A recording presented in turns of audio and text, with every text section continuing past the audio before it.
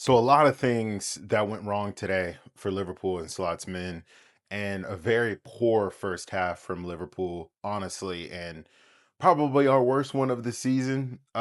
Crystal Palace is turning into something of a bogey team for us, and credit to Crystal Palace and Oliver Glasner and the way that they set up today. They're the only unbeaten team in the league, and there's no shame in losing to this Crystal Palace team because they look very good and they look like they're gonna be the Nottingham Forest of last year, this year, where they're gonna get a good finish as long as they can keep, their side fit with them having the challenge of Europe and things like that. But they played really well. They played us perfectly, and they played us the way that I think you should play us.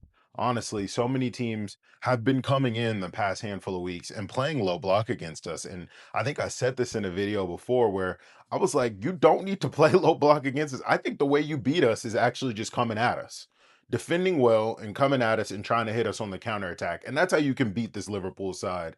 And I think that's exactly what happened today. Unlucky a little bit at the end because I do think we did have a better second half. But at the end of the day, I'll hold my hands up and say the better team won. And it was a deserved 3 points for Crystal Palace. And I hope that this loss does wake this team up, right? Hopefully it does wake this Liverpool team up and it wakes Slot up to some of the issues and deficiencies we've been seeing in the past handful of weeks with this team.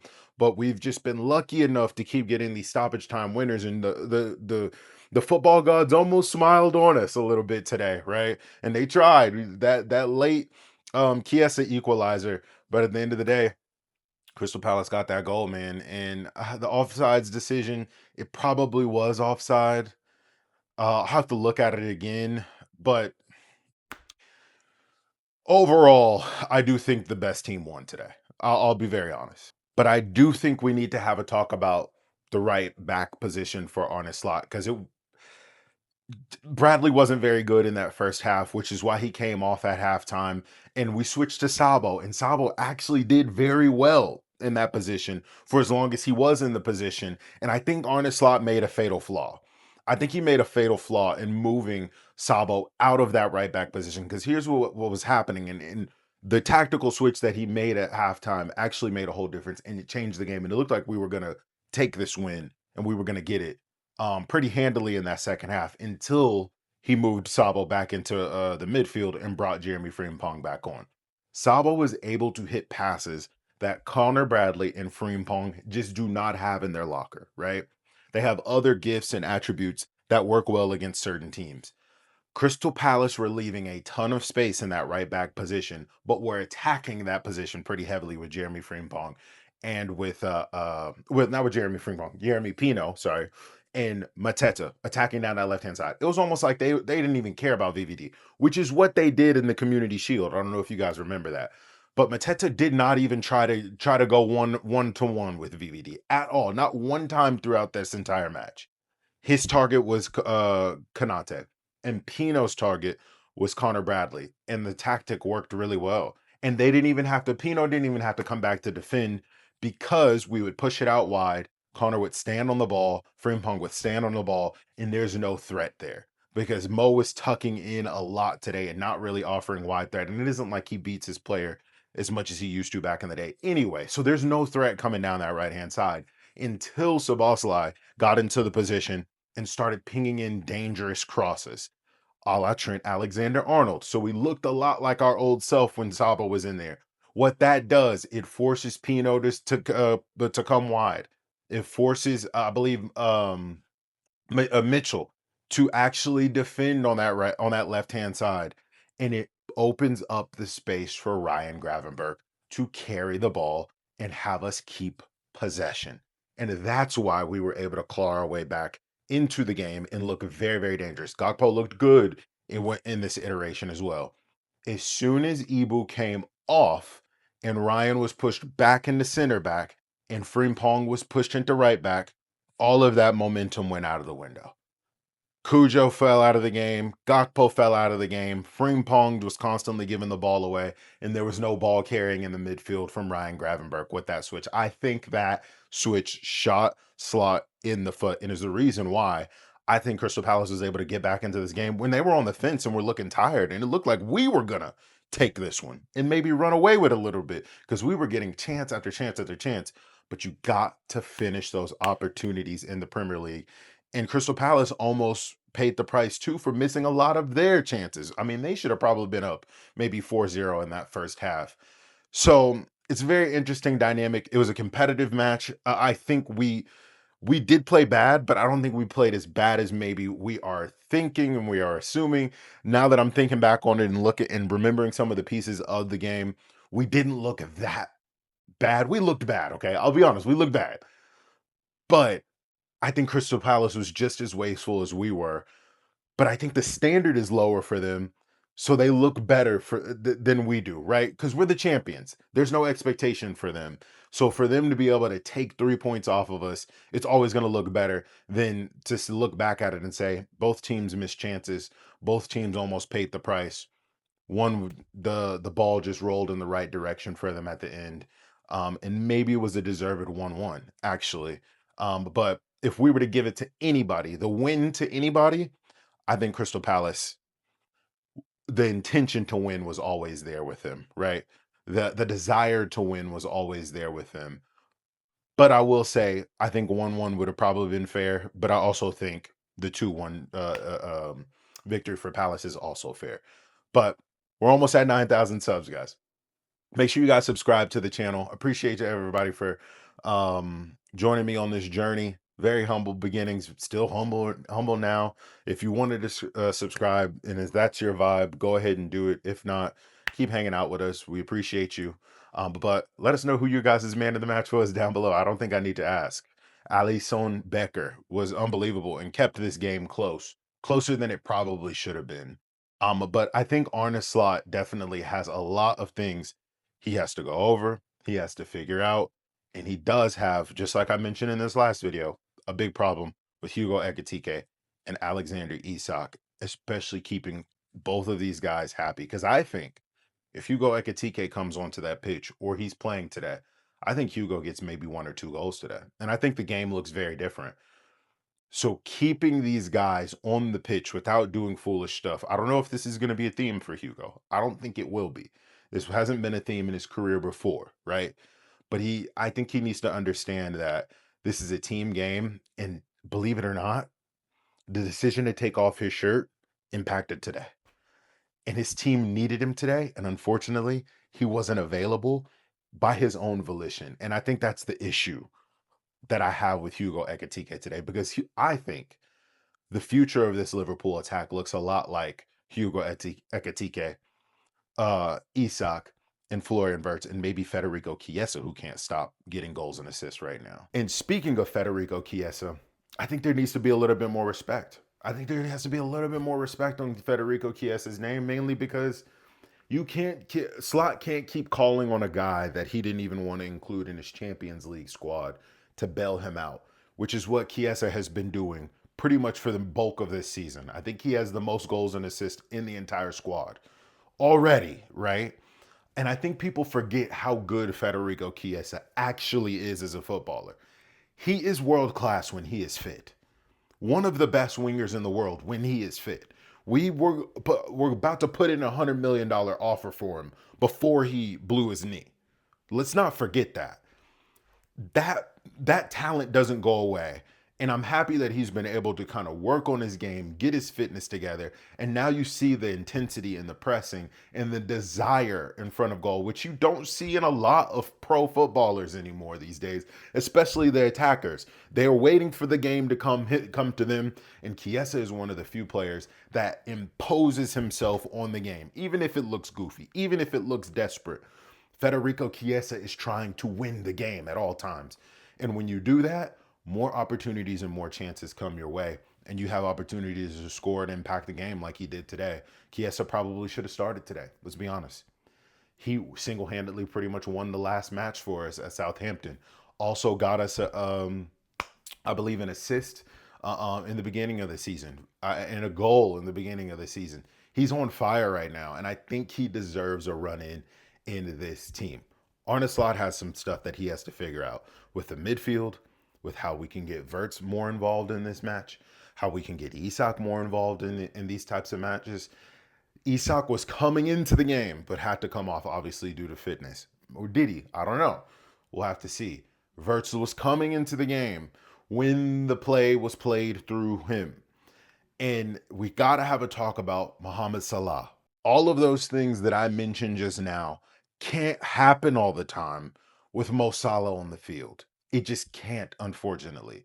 And I'm trust me, there's probably not a world where Mo Salah is not in this team. Let's be honest. There's probably not a world where Mo Salah is not starting in this team unless he starts playing really bad. But Slot is going to have to be brave because right now I think he's our probably one of our weakest performing attackers, if not our weakest performing attackers. Him and Cody Gakpo haven't been great this season right now. And if this is truly a team that's based on merit and when you play well, Federico Chiesa deserves to get into this squad over somebody in this front line. Hugo Ekitike deserves to start. Isak, obviously he's still getting into the swing of things. He looks very good, by the way. Those three probably deserve a chance as a starting three. Florian Wirtz. I do think Florian Wirtz is a very good player, and I do think we play better with Florian Wirtz on the pitch. I know a lot of you guys are going to probably come after him in this video and say, 007, blah, blah, blah, all this stuff. He assisted in the community shield, by the way. But when Florian Wirtz comes off the field, I think Ryan Gravenberch's job gets much harder because he doesn't have someone else that he can find and he can pass the ball to and can take care of it and can make sure that we retain the ball. That's another mistake that I think Slot made today is bringing Florian off and playing him on the left wing. I don't think he's a left winger. I really don't. Florian, it does his best work in the middle of the pitch, playing 1-2s with other skillful players, keeping the ball moving it laterally, moving it across the attacking line, which I think he did really well in that second half. And when he came off, we didn't have that player. Cujo did it a little bit until Sabo was taken out of that right back position, which opened the midfield up for us. Crystal Palace were just jam-packing that midfield where we couldn't get a lot of joy and leaving the wide spaces open. But unfortunately, our left back and our right back could not capitalize on those pockets of space that they were just leaving there because Kirkes obviously doesn't have the passing range that you want, and neither does Bradley, and neither does Frimpong. They are marauding right backs and left backs. They like to overlap and underlap and use their pace. We either need to decide to use that or we got to figure out a new way to play with them because this slow build-up thing that Slot is kind of building into the squad, I don't know if this is intentional or not, but the pace of the way that we build up needs to go up. Florian thrives in those types of attacks. Isak thrives in those types of attacks. Hugo thrives in those types of attacks. And more importantly, our fullbacks thrive in those types of attacks. When you take away the pace and the intensity and almost recklessness from Kirkes and the speed from Frimpong, they're just regular players. What makes them special are those attributes. The aggression from Kirkes and the pace and the speed of Frimpong makes them special. And when we don't use those things with them, they're almost like, why are they on the field? Right? They're almost like bystanders, right? We're not getting anything out of them. And I think Salah could thrive from more pace in the game. The passing around and VVD having the most touches in matches over and over and over. That's not going to work. That's not going to work. We have to figure out a way to move this ball through the midfield, carry it effectively, and get it to the front players quickly. We have weapons up front. Isak, Hugo, Chiesa now, Mo Salah with his resume. Florian Wirtz should be the heart of that and making all of these players much better in feeding them pass after pass after pass. It should be a nightmare dealing with our front line. It should be a nightmare. Right now, it's a dream for them. Right now, it's a dream for other teams dealing with our front line. And we are having to bank on substitutes to come bail us out when we have some of the best attacking talent in the world. That's not a good excuse for me at all. I get it. We've been playing against a lot of low block teams lately. And by the way, this is our first loss of the season, so let's not panic. But there are some things that we do need to address.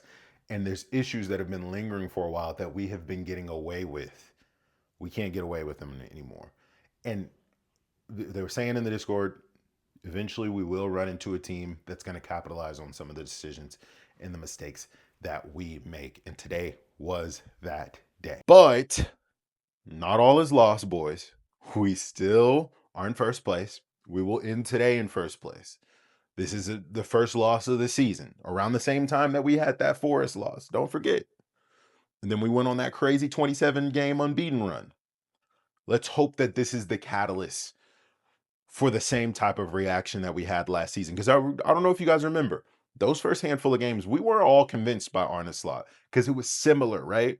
1-0, 2-1, 3-1, 3-2. We were just squeaking past in a lot of these games until we faced Nottingham Forest. Then we got beat in a close match. Same thing happened today. Hopefully Arne Slot can kick these boys on. We go on another run. I still very much believe in this team. Same way that I believed at the end of last video, I believe in this week as well.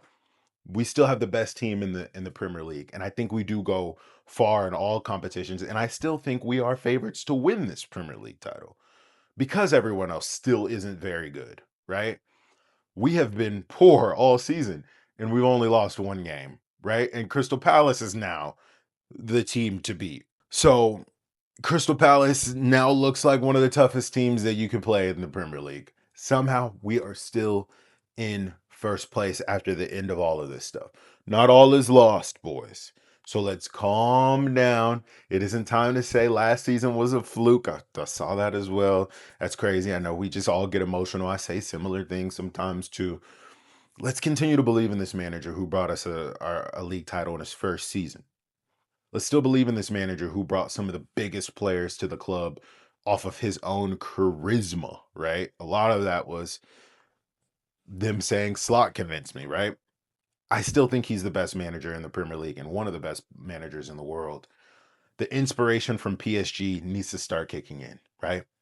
The swapping and the changing of players and the fluid motion and things like that I think he's aiming for needs to start happening sooner rather than later. And I get needing to gel. I get that because there's a lot of new players.